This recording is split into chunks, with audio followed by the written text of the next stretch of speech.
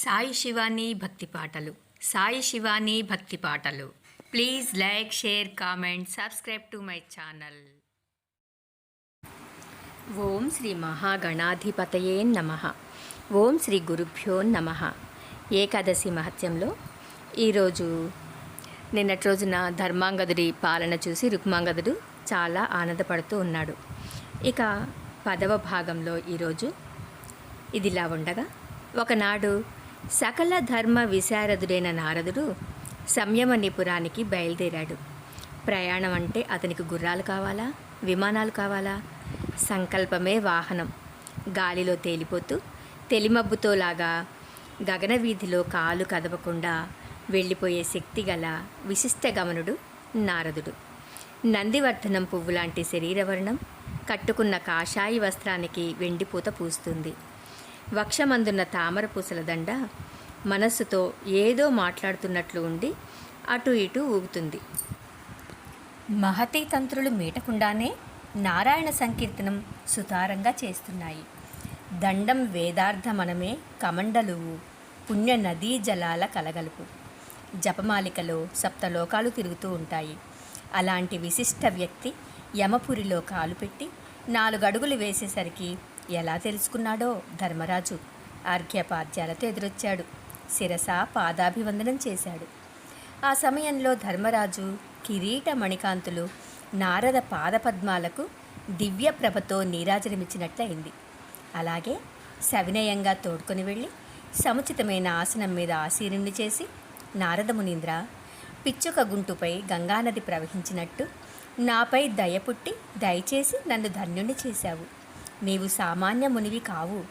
ముల్లోకాలలో స్వేచ్ఛగా సంచరిస్తూ మురారీ చరిత్రలు మహతిపై గానం చేస్తూ ప్రజల సంసారాంధకారాన్ని పోగొడుతూ ఉంటావు. నీకు తెలియని లోకవార్తలుండవు.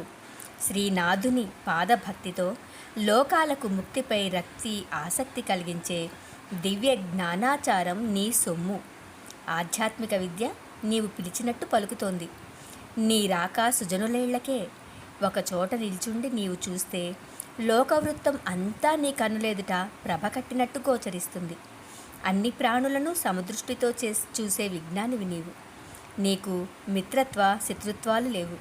అంతా నీకు ఒక్కటే, అందరూ నీకొక్కటే అని ప్రస్తుతించి, జ్ఞానమూర్తి, ఒక ప్రశ్న, సముచితమైన సమాధానం దయచేయవలసిందని మనవి అన్నాడు ధర్మరాజు.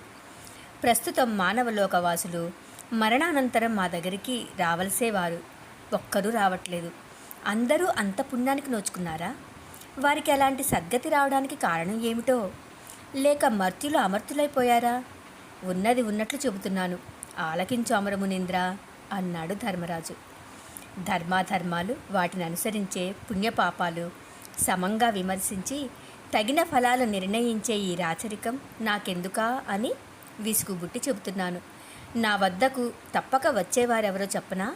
అన్న విక్రయులు, మద్యం త్రాగేవారు, ఆవును అమాయకులైన బ్రాహ్మణులను స్త్రీలను చంపేవారు, పరకాంత వ్యామోహం కలవారు, పరుల సొత్తు అపహరించేవారు, విశ్వాసఘాతకులు, అనాచారపరులు, అసత్యమాడేవారు, సజ్జనులను దూషించేవారు, గురుద్రోహులు, కొండెగాండ్రు, జూదరులు, ఇళ్ళు తగలబెట్టేవారు, శివదూషకులు, విష్ణుద్వేషులు, కులధర్మాలు వచ్చినవారు, అంటరాని సతులను ఆక్రమించినవారు, పిన్నలు వృద్ధులు భుజించకముందు ఆరగించేవారు, ప్రజాద్రోహులైన ప్రభువులు నా లోకానికి వస్తారు, రావాలి కూడా. కూట సాక్షి కులభ్రష్టులు, యుద్ధంలో వెన్ను చూపినవారు, చోరులు, జారులు, పాషాండులు, సత్కర్మలు చేసి వాటి ఫలితం ధనాశచే ఇతరులకు ధారాదత్తం చేసి వారు గురుహంతకులు, బ్రాహ్మణ ఘాతుకం, శరణన్న వారిని కాపాడని వారు, మిత్రఘాతుకులు, స్వామిద్రోహులు, ఆశ్రితులను వచ్చిన వారికి విషం పెట్టినవారు నిత్యము మానవలోకం నుంచి నా లోకానికి వస్తూ ఉండేవారు. అలాంటి పోపులో నా దూతలు కాళ్ళు చేతులు విరిచికట్టి కుయ్యో మొర్రో అన్నా కనికరించక ఈడ్చుకు వచ్చి పలు విధములైన నరకాలలో పడద్రోస్తూ ఉంటారు. ఇక 11వ భాగంలో పడద్రోసిన తర్వాత కత్తులతో ఖండఖండాలుగా తెగ నరుకుతూ, శూలాలతో పొడుస్తూ, చురకొత్తులతో గీకుతూ గొడ్డళ్లతో తలపై మొత్తుతూ చిత్రహింస చేస్తూ ఉంటారు. కొందరిని చాపరాళ్లపై త్రాళ్లతో బంధించి ఈడుస్తూ, కొందరిని చీకటి నూతులలో పడద్రోసి రాళ్లతో మొత్తుతూ, కొందరిని చెట్టు తలక్రిందులుగా వ్రేలాడగట్టి కళ్లల్లో సూదులను గుచ్చుతూ, కొరడాలతో తట్లు పేరేట్లు కొడుతూ, కొందరిని క్రూర జంతువులు కనిపిస్తూ, కొందరిని నిశిత శర ప్రయోగంతో ఏడిపిస్తూ నా భటులు దురంత సంతాప సంతృప్తులను చేస్తూ ఉంటారు. ఈ విధంగా ఎల్లకాలం నా నటులు అనేక విధాల పాపులను బాధ పెడుతూ ఉండడం, వాళ్ళు బోరుమని ఏడవటం నా నగరానికి లక్షణం. ఇప్పుడు వాసనకైనా అలాంటిది ఎక్కడా లేదు. నా పట్టణం వట్టిపోయిన గుడ్డైపోయింది. ఈ దురవస్థ నాకు వింతగా విచారంగా ఉంది. నగర వీధుల్లో, అసిపత్రవనంలో, డాకినీశాలలో, రాజభవనాగ్రములో, చెరసాలలో పాపులు క్రిక్కిరిసి ఉండేవారు. ఈనాడు ఎక్కడా ఒక్కడూ మందుకైనా కనిపించడే. నా ప్రియమని నగరం, నరక భవనాలు పాపులతో నిండుగా కళకళలాడుతూ నా కన్నుల పండుగగా కనిపించేది ఎన్నడో కదా నారదమునీంద్ర. ఏమిటి ఈ విపరీతం అంటూ యమధర్మరాజు నారదమునీంద్రుడికి విన్నవిస్తాడు. ఇప్పుడు ఏ పని లేక నాకు మతిపోయినట్టుంది. చేతులు ముడుచుకుని నోరు మూసుకుని వెలవెలలాడుతూ ఇలా కూర్చోవడం ఎంతకాలం? పాపులను చేతులారా శిక్షించే పనితో నా భటులు నవ్వు మొగాలతో ఎప్పుడు నా ముందు తిరుగుతారు?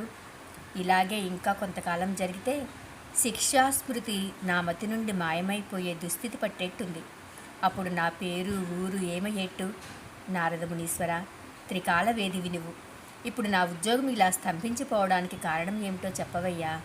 మళ్ళీ అధికారం సక్రమంగా సాగే మంచి రోజులు వస్తాయా అని విసివిసిలాడుతూ యముడనగా నారదుడు చిరునవ్వు నవ్వి ఇలా అన్నాడు.